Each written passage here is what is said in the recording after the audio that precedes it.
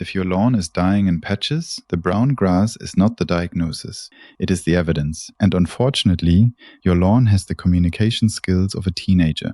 It gives you one vague symptom, refuses to explain anything, and somehow makes the whole problem your fault. Before you buy fungicide, grub killer, fertilizer, or a tiny bag of something called Lawn Resurrection Max, slow down. These are 7 causes homeowners regularly miss, how to recognize each one, and what to do before a small patch turns into a backyard crime scene. The first rule is simple. Read the pattern before you reach for a product. Look at the shape. Is it a clean circle, an irregular blotch, a stripe, a wheel track, or a patch beside concrete? Look at the edge. Is it sharp or fuzzy? Look at the timing. Did it appear after mowing, after a hot week, after fertilizing, or after your dog spent 3 days defending the same mailbox from absolutely nothing? Then tag the grass, inspect the blades, and check the soil. Those 5 minutes will save you from treating the wrong problem, which is how a thirsty lawn ends up receiving fungicide and an insecticide while still being thirsty. That is not lawn care. That is a very expensive misunderstanding. Number 7. Dog urine and concentrated salts. Dog spots are easy to blame on disease because they are often round, brown, and scattered, but there is usually one giveaway. The dead center may be surrounded by a ring of darker green, faster growing grass. That strange green halo tells the story. A concentrated dose of nitrogen compounds and salts landed in one small area. The center received too much and burned. Around the edge, the lower concentration acted like fertilizer. Your dog basically applied a 1-inch circle of lawn food with the precision of a drunk crop duster. And despite the old myth, this is not simply a female dog problem. The bigger issue is how the dog urinates. A dog that squats and empties a larger amount in one place creates a more concentrated spot. A dog that marks several different objects spreads the dose around. The first test is not complicated. Ask whether dogs regularly use that section. Then look for multiple spots under about a foot wide, especially near a favorite route, gate, mailbox, or backyard patrol zone. If the grass is brown in the middle and unusually green around the outside, your suspect has 4 legs and probably believes the UPS driver is a national emergency. For a fresh spot, water is the useful response. A thorough rinse soon after urination can dilute and move the salts through the soil. For an old dead spot, rake out the loose material, loosen the surface, add a little clean topsoil if needed, and reseed with a grass suited to your region. The long-term fix is training the dog to use a mulch or gravel area or accepting one less visible bathroom zone. That may not look like a luxury golf course, but neither does a lawn covered in polka dots. Do not start feeding your dog random supplements because a lawn product promised to change urine chemistry. Your veterinarian handles the dog. Your hose handles the grass. Mixing those job descriptions is how the internet gets weird. Number 6. Fertilizer, herbicide, and chemical burns. This cause is missed because homeowners remember what they intended to apply, not where the material actually landed. A spreader may have leaked while sitting still. Granular fertilizer may have spilled while the bag was being opened. A weed killer may have drifted. Gasoline may have dripped near the mower. Ice melt may have washed off a sidewalk. Even a bucket of dirty cleaning water can create a dead patch that looks suspiciously biological. The shape is your best clue. Chemical injury often follows human movement. You may see a straight stripe, a sharp edge, a crescent from a spreader turn, wheel tracks, footprints, or one intensely damaged spot where the spreader paused. Disease usually does not respect your driveway. A fungus rarely says, I shall stop precisely at this 90-degree corner because I honor property lines. A spill will. Look at nearby weeds and broadleaf plants too. If everything inside the patch is damaged, not just the grass, herbicide or another chemical becomes more likely. If the injury appeared soon after treatment, that timing matters more than whatever dramatic label is printed on the repair product at the hardware store. For a fresh fertilizer spill, remove any visible granules and water the area deeply enough to dilute soluble salts without creating runoff into the street or storm drain. For herbicide injury, identify the actual product and read the label before doing anything else. Some products only injure leaves temporarily. Others kill the entire plant, which means the area may need to be raked out and reseeded after the label's waiting period. Do not dump vinegar, baking soda, gypsum, dish soap, or a home chemistry experiment onto the patch unless a reliable recommendation specifically calls for it. A damaged lawn does not need you auditioning for a cable television science show.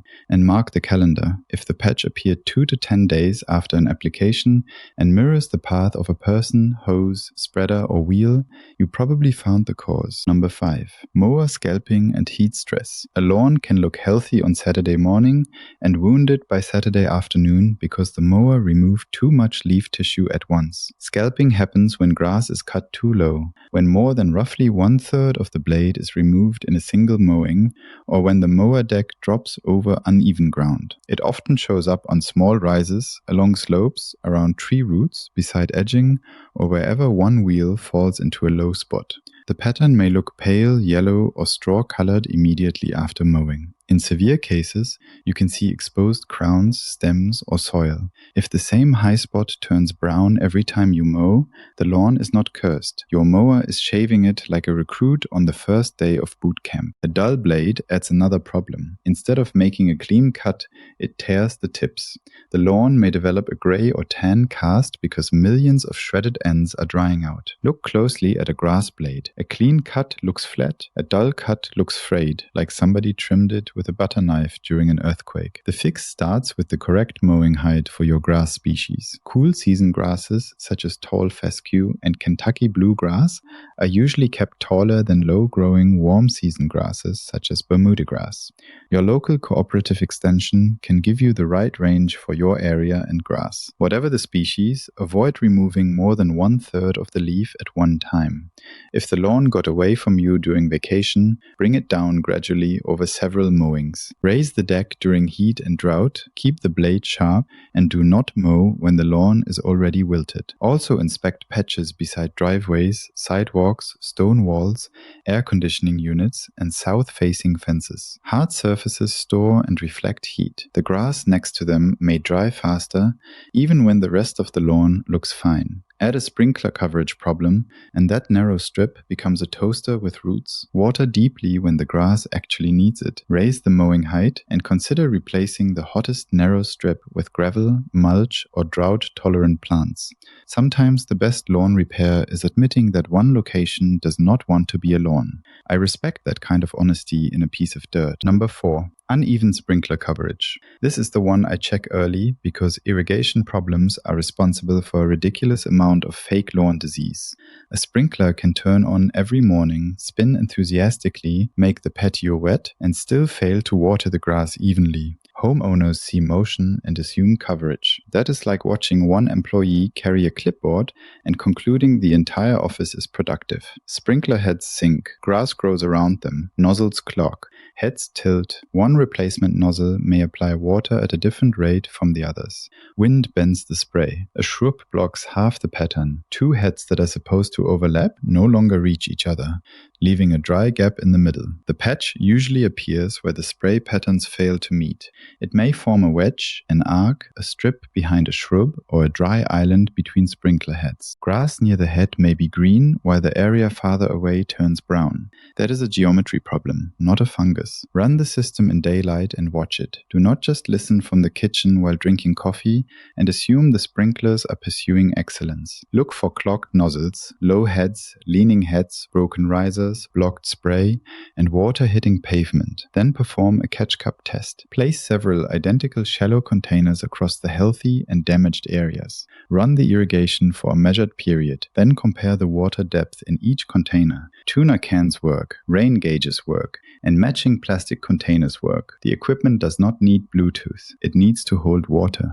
If one container receives twice as much as another, you found a distribution problem. Fix the hardware and spacing before increasing the total runtime. Otherwise, the dry patch may finally get enough water while the rest of the yard becomes a mosquito timeshare. Overwatering creates its own patches. Constantly wet soil limits oxygen around roots, encourages shallow rooting, and can favor disease. Watering late in the evening can leave leaves wet for long periods. In many climates, early morning is a better window because the water has time to soak in and the foliage can dry. Heavy clay may need shorter cycles with soak time between them to prevent runoff. Sandy soil may accept water quickly but dry sooner. Slopes need special attention because water loves gravity and has absolutely no loyalty to your landscaping plan. The best schedule depends on weather, soil, grass type, and local rules. The goal is not to worship a calendar. The goal is to wet the root zone evenly, then allow the surface to dry before the next irrigation.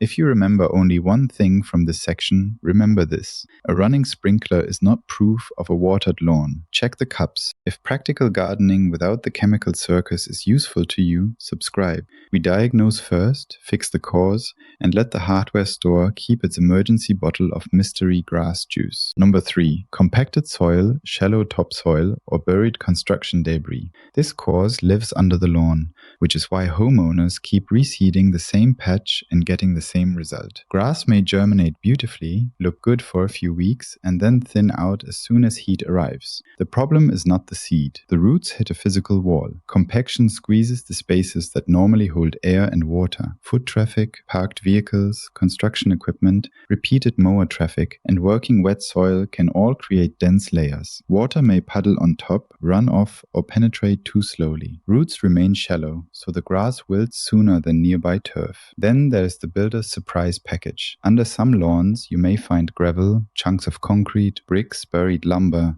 old roots, or a thin layer of topsoil spread over compacted subsoil. The surface looks normal because sod is nature's area rug. Underneath, somebody may have landscaped over a construction site junk drawer. Look for patches that repeat in exactly the same place year after year. They often dry first during hot weather, stay wet after rain, or resist every attempt at reseeding. Straight-edged patches can follow an old walkway or equipment path. Circular trouble may sit over a buried stump or large rock. Start with a screwdriver or soil probe after the lawn has been watered normally. Push it into healthy soil, then into the patch. If one area is dramatically harder, compaction is likely. Next, cut a small triangular flap of turf and inspect the soil profile.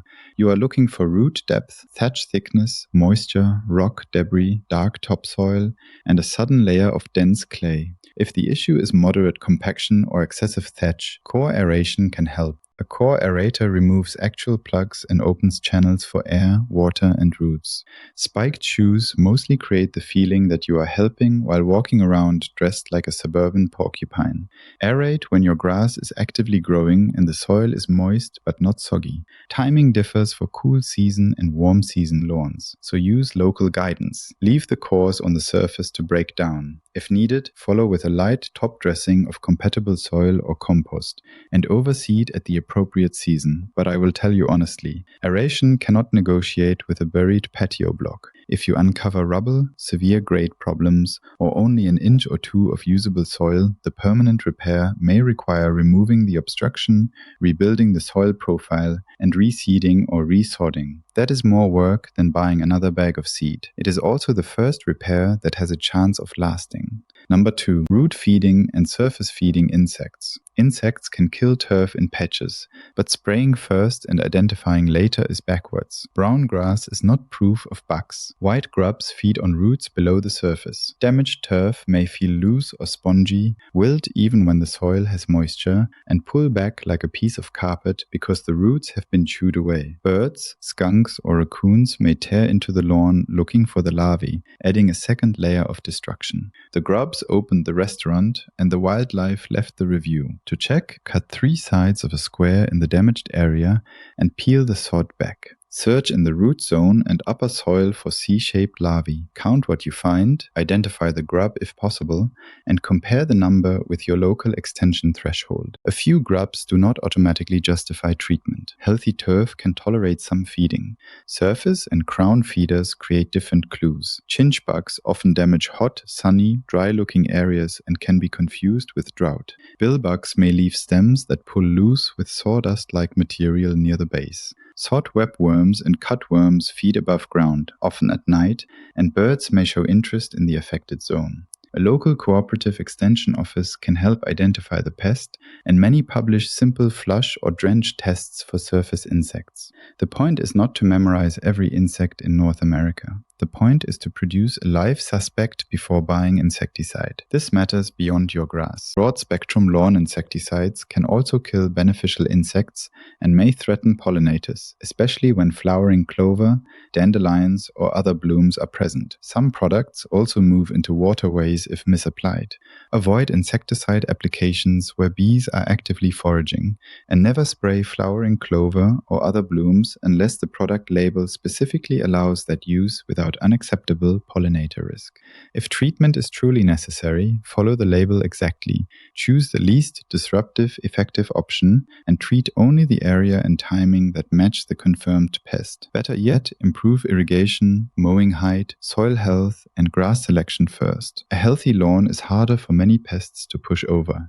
If you dig and find no damaging population, stop. Do not spray because the patch feels buggy. Feelings are useful at weddings. Pest management needs evidence. Number 1. Fungal disease, but not the way homeowners think. Yes, fungi can create brown patches, rings, arcs, small tan spots, rotted roots, orange dust, white powder, and cobweb-like growth in the morning dew. But disease is often blamed for damage caused by watering, mowing, compaction, dog urine, chemical injury, or heat. That is why fungus belongs at number 1. Not because it is always the cause, but because it is the diagnosis people make before they have earned it. Real disease leaves clues on individual plants. Get down close and separate the blades. Look for lesions, colored bands, spots with dark borders, orange spores, white powder, blackened roots, rotted crowns, or fine cottony growth early in the morning.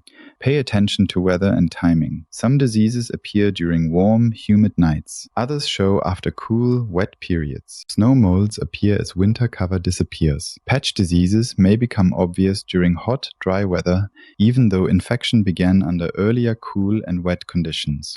The disease calendar changes with grass species and region, which is why the name on a fungicide bottle is not a diagnosis. The pattern can help. Dollar spot often begins as small tan spots that merge. Fairy rings may form arcs or circles, sometimes with mushrooms. Other patch diseases can create rings with healthy grass in the center, but visual symptoms overlap, and one lawn can have more than one stress at the same time. Before using a fungicide, correct the conditions that are weakening the turf. Check sprinkler uniformity. Avoid keeping leaves wet all night. Improve drainage and air movement. Mow at the proper height with a sharp blade. Reduce excessive thatch. Fertilize according to a soil test and the needs of your grass, not according to how persuasive the bag looks under fluorescent lighting. Fungicides are rarely necessary for many home lawn situations when the correct grass is planted and maintained well. When treatment is justified, timing and identification matter. A product applied after the visible damage is complete may do nothing except make your wallet lighter and your shed smell more professional. If the disease is spreading, the symptoms are unclear, or the lawn is valuable enough to justify treatment, send a fresh sample to a university plant diagnostic clinic or contact your local extension office. Take photos of the entire pattern, the edge between healthy and damaged turf, and close-ups of the blades. A dead handful of grass baked in a plastic bag for 4 days is less useful. At that point, you have submitted compost. Now let us put all 7 causes into one 10-minute diagnosis. First, stand back and photograph the shape. Circles suggest one group of problems. Straight lines and sharp borders suggest human activity, equipment, or chemicals. Damage beside pavement suggests heat or runoff. A wedge or dry island between sprinkler heads suggests coverage. Second, check the timeline. What happened during the week before the patch appeared? Mowing, fertilizing, spraying, extreme heat, heavy rain, a broken sprinkler, construction, or a visiting dog can narrow the list quickly. Third, run the irrigation and use catch cups. This step is so boring that people skip it, which is exactly why it solves so many lawns. Fourth, tug the turf. If it rolls back easily, inspect for root damage and grubs. If it stays firmly rooted, insects feeding below the root zone become less likely. Fifth, inspect individual blades in the morning. Look for lesions, spores, powder, web-like growth, and torn mower tips. Sixth, probe and dig. Compare the soil in the patch with healthy soil. Check compaction, moisture, root depth, thatch, rock, rubble, and drainage. Seventh, resist the urge to treat every possibility at once. One patch does not need fertilizer, fungicide, insecticide, wetting agent, lime, and a motivational speech. Change one confirmed course, monitor the response, and repair the dead turf during the right season for your grass. A lawn is not a green carpet. It is thousands of plants growing in soil that changes every few feet. Once you stop treating every brown patch as the same problem, the pattern becomes much easier to read. The circular spot near the gate may be your dog.